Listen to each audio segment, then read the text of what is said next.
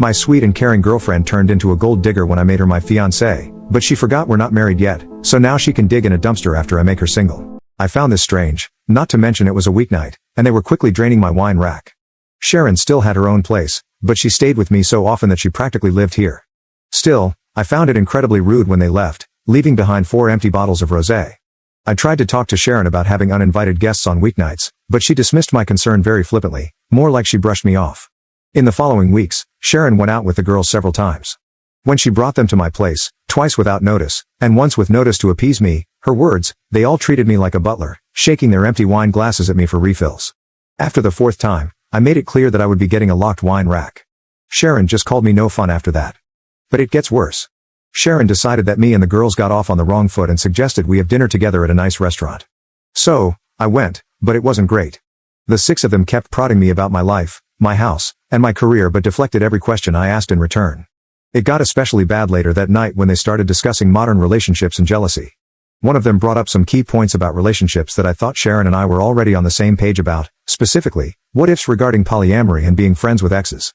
To my shock, Sharon said we shouldn't be too hasty in making decisions on these matters. This was a complete 180 from how she had expressed herself just a month earlier, when she was vehemently against keeping ex-partners in a friend circle and was staunchly monogamous.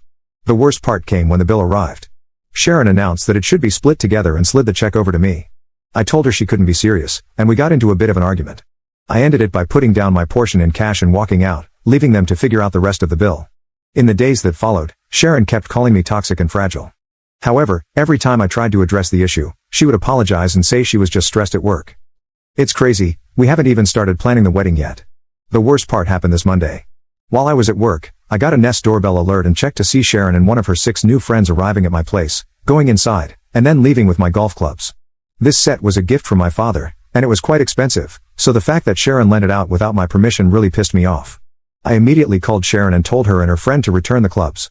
Sharon tried to gaslight me by saying, "But you promised to lend the clubs to her boyfriend, remember?" I told her that the cost of the clubs made this a serious issue, and that she and her friend had 1 hour to return them or I would call the police. Sharon kept insisting that she had my permission, but I told her to cut the crap. Less than 45 minutes later, I got another notification of Sharon and her friend coming back with the clubs, going inside, and leaving them. On the way out, her friend even flipped off the Nest doorbell. When I got home, I saw that Sharon's friend had literally just tossed the clubs and bag onto the living room floor. Sharon tried to talk to me again about my supposed toxicity, but I told her to cut the crap. I said that if I had known this was how she truly was, I would have never proposed. That seemed to freak her out, and she once again insisted that she was just stressed from work, but by that point, I wasn't buying it anymore. I told her to return the ring and her key, and that we would talk about our relationship this weekend. She cried and begged me not to cancel the engagement, insisting it was just stress, but I stood firm and told her we would discuss it over the weekend. She eventually relented but only gave me back the key. After she left, I had my house rekeyed just to be safe.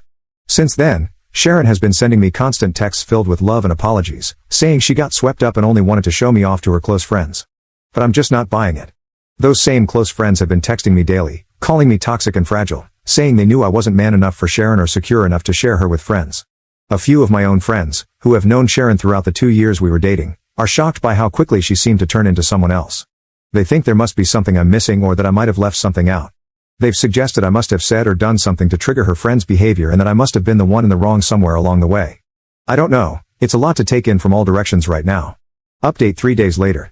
Sharon has been gone for about an hour now, and the breakup is official. I have the ring back. I talked to Michelle via Facebook, and she told me that she and Octavia are cousins of Sharon. Michelle also mentioned that she knew the 6 and didn't care for them, but she didn't say much more beyond that. I've met Sharon's parents, and they seem to like me, though the topic of Michelle and Octavia never came up when I was around them. Luckily, none of our finances were intertwined yet, though we had planned to do that later this month, which obviously won't happen now. I invited 3 of our mutual friends, Casey, John, and Mike, to be here when Sharon got here. Sharon showed up and was surprised to see we had company. I said they were here for both of our sakes. Sharon wanted to phone 3 of the 6 to come over to even things out and I refused, and I used the club theft as a reason. Sharon tried to deflect, but I wasn't having it. I pointed out that, over the last month, her friends dropping by had cost me nearly $500 in wine, and she hadn't made any attempt to reimburse me. I also reminded her about trying to stick me with the bill for an 8-person dinner without asking me first. She claimed again that she was just trying to show how great a guy I was, and then said she had clearly misjudged me and was disappointed in my attitude. I then asked her about the golf clubs. She tried gaslighting me again with, "You totally said it was okay, remember?" But I kept calling it BS. Mike chimed in, knowing the clubs were a gift from my dad and that I was highly protective of them and also called BS. That's when Sharon shifted her attention to Mike and John, saying, hasn't he been getting forgetful lately? Don't you remember when he forgot that one date? But neither of them was buying it.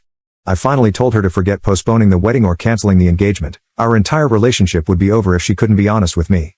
Sharon let out a long, exaggerated sigh, took off the ring, and dropped it on the coffee table. As she got up to leave, she said, you're never going to find someone as good as me, and told me to send her stuff to her apartment. She left, and Casey, John, and Mike were completely stunned. All I could say was, believe me now? I'm still utterly shocked and confused by Sharon's attitude. I'm sure the heartbreak will hit me soon, but right now, I just feel kind of numb.